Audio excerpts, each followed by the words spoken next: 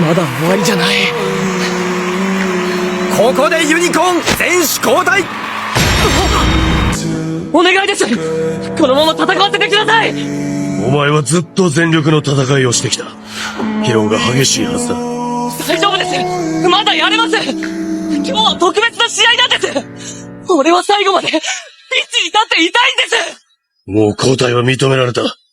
お前はフィールドを出なければならないんだ。嫌だ。俺はまだ。私には選手を守る責任がある。まさか俺の体のことを。